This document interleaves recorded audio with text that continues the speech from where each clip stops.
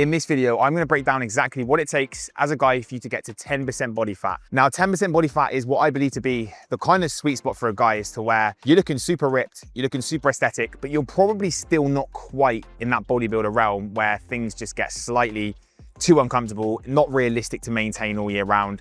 And actually, it just becomes more effort than it's worth to really maintain that shape. Now, I would say that I pretty much maintain my physique probably around the 10% mark. Now, I haven't had a proper DEXA scan for quite a long time. I've done scans that maybe haven't been as accurate. Some have put me on the lower end of 10%. Some have maybe put me slightly higher. But just the context, guys, this is pretty much how my physique looks at the moment. And this is pretty much the type of physique that I maintain all year round. And right now, my focus isn't even really on my physique that much. I'm not lifting weights that much. I'm actually training more towards high rocks, been doing a lot of running recently, but I still maintain this condition pretty much all the time. And I don't have to put a huge amount of effort in to look like this as well. So this is pretty much what I believe to be a maintainable position for a lot of guys. It might require a little bit more sacrifice than maybe what some guys are willing to give, but I don't think it's actually unrealistic to be able to sustain this level of body fat depending on your lifestyle. So first thing I'll say, guys, is that a lot of you watching this right now probably haven't got what it takes to get to 10% body fat. And I am not saying that to try and fire shots, and I'm not saying that to offend anybody, but I'm just being realistic. Most guys have not got the discipline, or they just haven't got the drive and the determination to reach 10% body fat. Like, I'm a fitness coach. I've worked with thousands of guys, and yeah, there's a good proportion of them that do make it, but there's some that don't. And there's a hell of a lot of guys also out there that get nowhere near to this as well, because it's just too much sacrifice and it's just more than what they're willing to give, which is fine. Not everybody has to get that lean, but I also think that it's a shame for a guy to not reach his full potential and actually see what he could have looked like with some real effort, with some real sacrifice and some real discipline.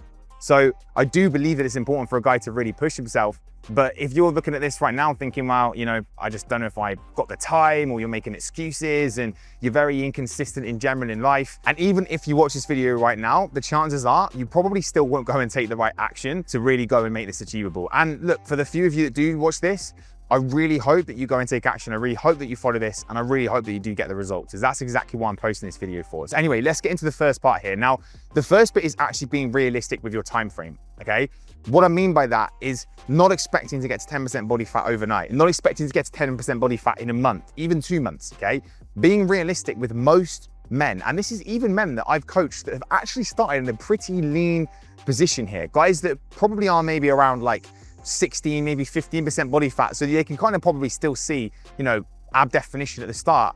It still takes pretty much at least 12 weeks to really get to that 10% mark. It can still take the time to get there. So if you're not willing to at least sacrifice 12 weeks to really go and achieve this goal, again, you probably just haven't got what it takes. And that's on the lower end. I would say most guys, it's realistically probably going to take more like 16 weeks, 20 weeks, 6 months. Could take 12 months to get to 10% body fat if you're starting in a position right now where you're maybe 30, 35, 40%. You've got a lot of body fat that you need to lose. It's going to take some time. So it's being realistic with that time frame and really setting this out. Now, I couldn't tell you what weight you need to be to get to 10% body fat. That's something that we do with our clients at FitLab. Everybody's going to be different. What I will say is that most guys generally have about 10 kilos of body fat to lose. So you probably do have around 10 kilos, maybe more, probably more, that you are going to need to lose. So realistically, if we're looking to lose about 10 kilos, again, this is why it always works out probably around 12 weeks, 16 weeks, if we're looking to lose 1% of our weight per week, which is a pretty realistic amount of body fat that you can lose.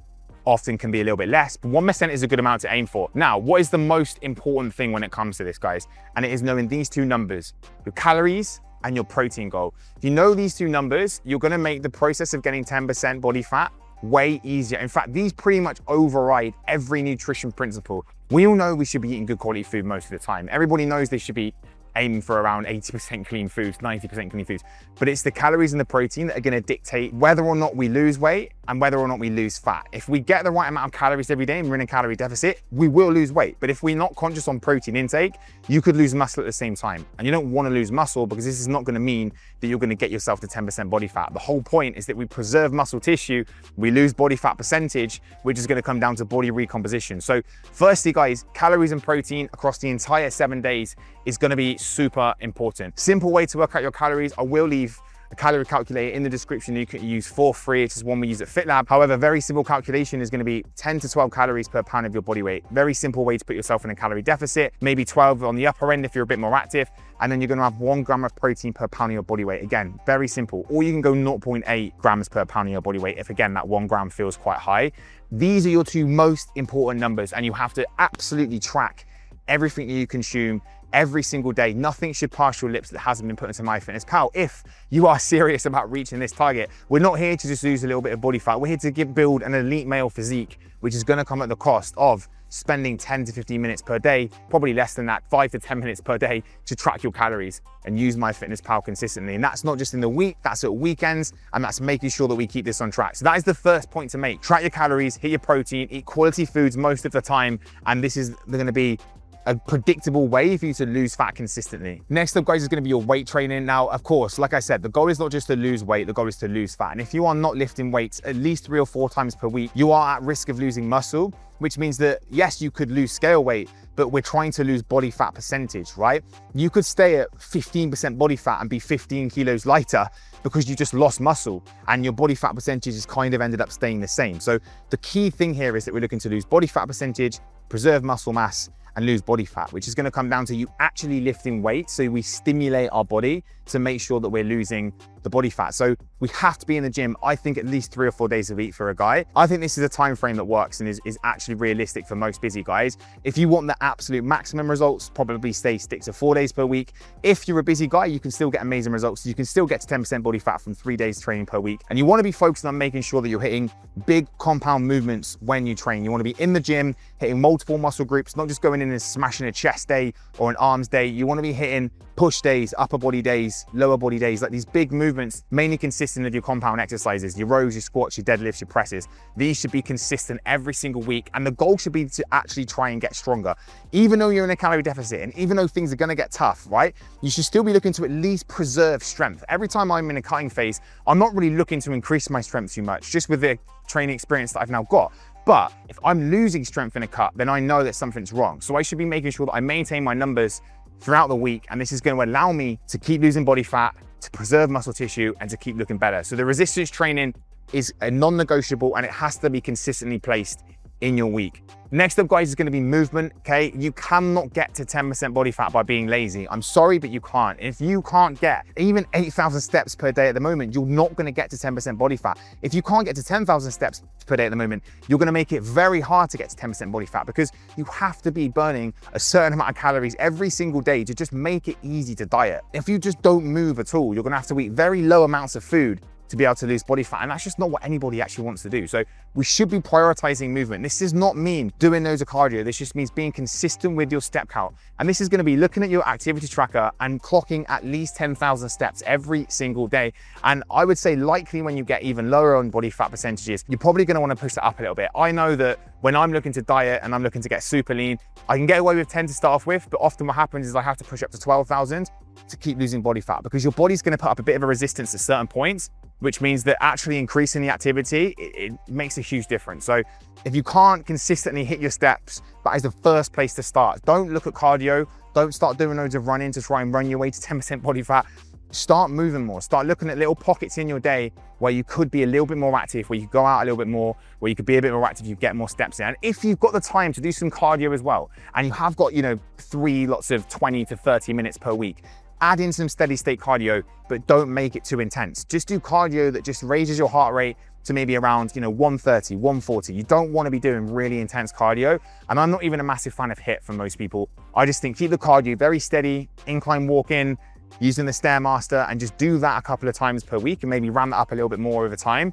Another really easy way to increase your movement as well. So when you've got the right amount of calories, the right amount of protein, your weight training consistently, and you add the movement piece in there as well, this is going to put you in a very consistent calorie deficit for you to be losing fat consistently. Next up, guys, it's very simple, but this is going to come down to sleep and recovery, okay? We want to reduce the amount of stress on our body, okay? We want to reduce cortisol as much as possible because if you're more stressed and you're in a higher stress state consistently, it makes it way harder to lose fat. It means that you're gonna be way more hungry, your energy's gonna suck, and it's just a lot harder to get to 10% body fat if you're constantly stressed. So this is gonna come down to a few things. One is not training every single day and doing too much. Guys don't need to be spending their life in the gym. None of them can really consistently stick to that anyway, but even the ones that do, training like 6-7 days per week, why? You don't need to do that. If it's part of your routine, go to the gym and just go for a walk and get your steps in. You should not be lifting weights every day. You should not be doing too much, because that high rate of stress you put your body in stops you from recovering, it stops you from losing fat, and it makes things way harder to actually stick to. So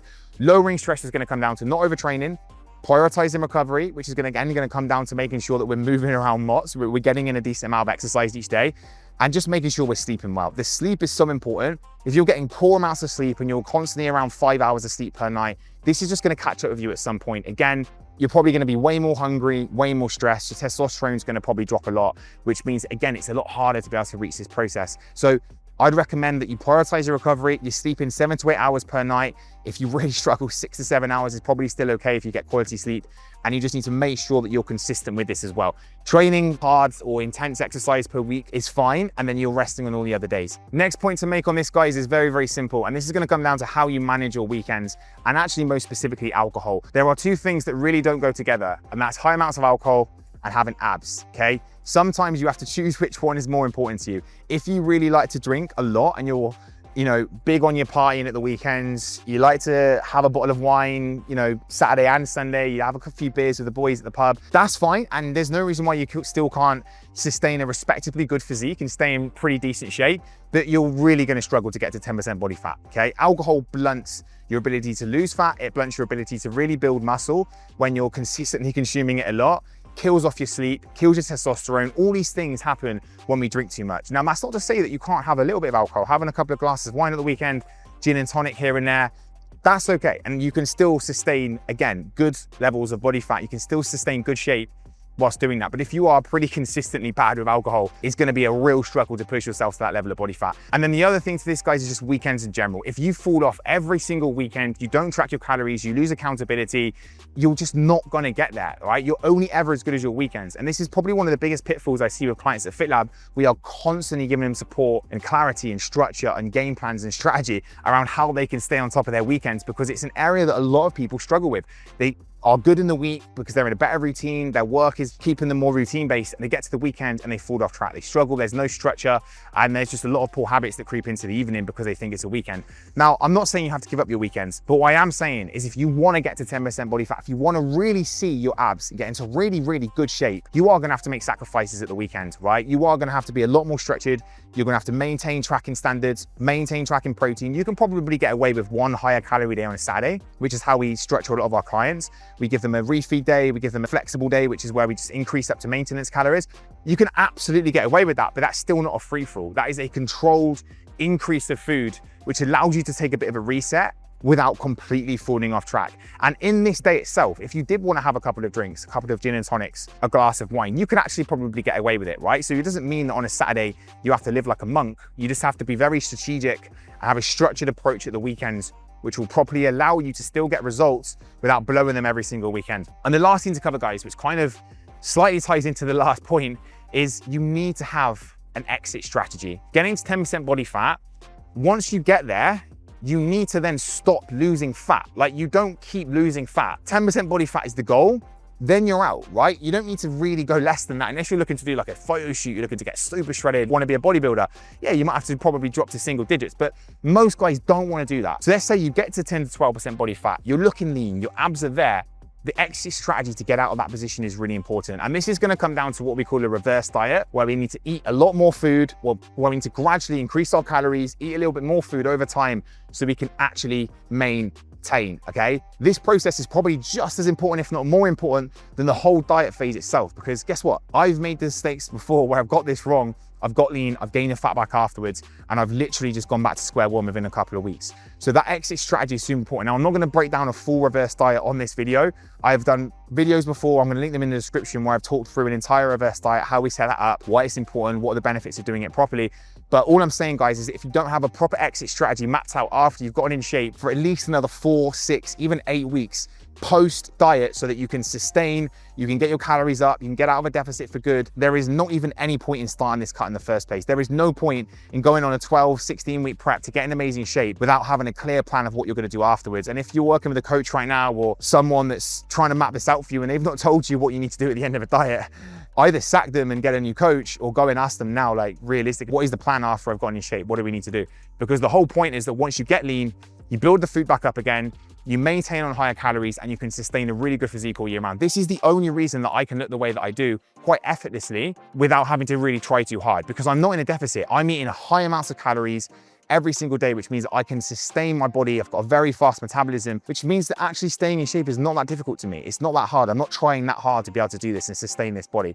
And that's the position I want all you guys to get to as well. So guys, I hope you find this video useful. I hope you are one of the few guys that watches this video, goes and applies it and actually has what it takes to be able to reach the goal of getting to 10 to 12% body fat, which is the actually ultimate point for a guy, which I think you're really going to see yourself at that full potential where you look and feel incredible and you've really got the physique that you want. So apply the points in this video, make sure you get after it. And if you've got any questions, drop them in the comments, smash the like button, hit subscribe. And as always, guys, I'll catch you in the next video.